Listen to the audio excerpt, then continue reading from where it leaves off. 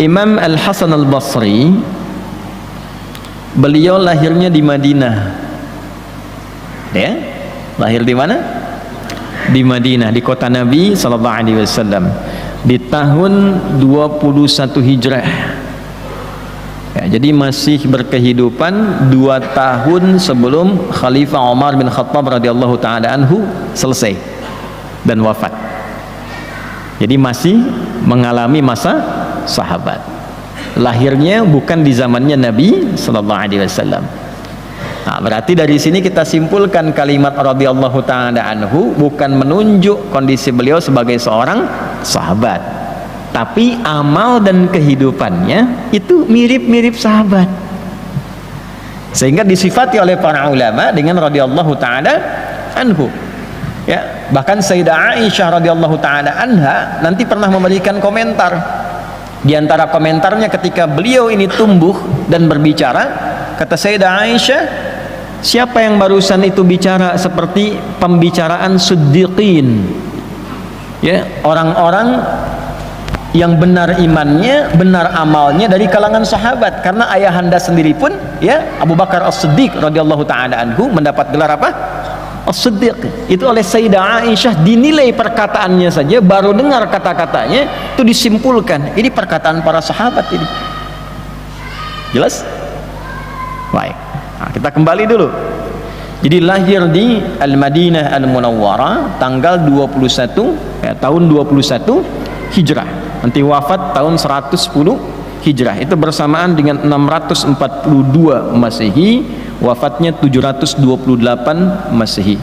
Ya, di bulan Oktober tanggal 15. Ya, bulan Oktober 728 Masehi. Saya agak cepat Bapak Ibu sekalian. Ayahnya itu seorang budak dulunya. Nah, ini penting nih. Ibunya pun itu punya sifat yang sama, budak. Dulu di era-era itu kan masih belum selesai perbudakan. Di semua wilayah di bumi itu. Di Eropa ada perbudakan, ya kan? Masuk ke Timur Tengah ada perbudakan. Ke wilayah Asia juga demikian. Islam datang untuk menghilangkan dan meruntuhkan perbudakan itu. Maka Anda akan lihat ayat-ayat yang turun itu betapa banyak urutan-urutan yang mengeluarkan manusia dan membebaskan itu semua dari jenis-jenis perbudakan. Ada yang dengan pernikahan, ada yang dengan dorongan untuk membebaskan dengan harta beli, seperti Abu Bakar membebaskan Bilal bin Rabah, ya. Jadi spirit Islam itu datang membawa kedamaian, kemerdekaan dan kesejahteraan untuk semua.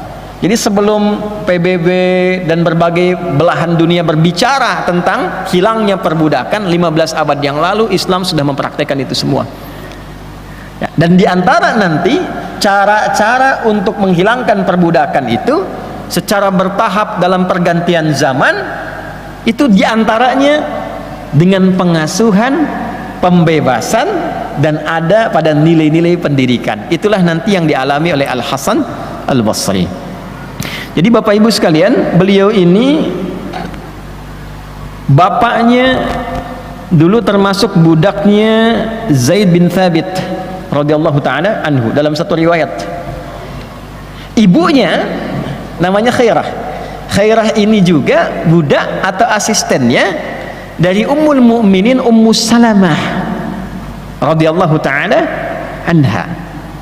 Yang ingin saya katakan, bagaimana dua sosok mulia ini, baik sahabat Zaid bin Thabit radhiyallahu taala anhu ataupun juga Ummul Mukminin Ummu Salamah radhiyallahu taala anha, memberikan contoh kepada kita bagaimana beliau berdua membebaskan unsur pembudakan melalui sifat-sifat pekerjaan yang baik dan mudah, dan mengantarkan anaknya pada orang yang merdeka.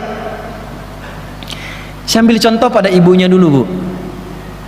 Jadi ibundanya Al-Hasan Al-Basri ini itu mengabdi kepada Ummu Salamah, Sayyidah Ummu Salamah Ummul Mukminin radhiyallahu taala anha, istrinya Nabi sallallahu alaihi wasallam, ibunda kita semua.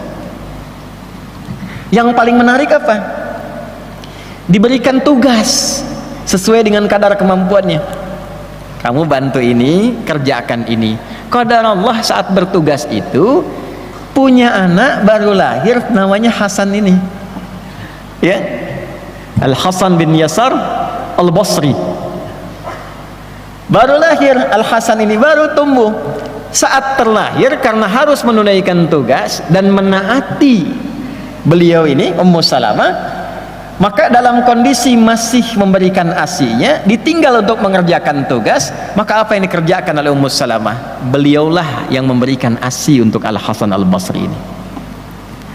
Jadi beliau ini, Imam Al Hasan Al Basri, itu periode hidupnya dalam pengasuhan saat diberikan ASI, sempat diberikan ASI oleh ibunda kita Ummu Salamah radhiyallahu taala anha, istrinya Nabi sallallahu alaihi wasallam.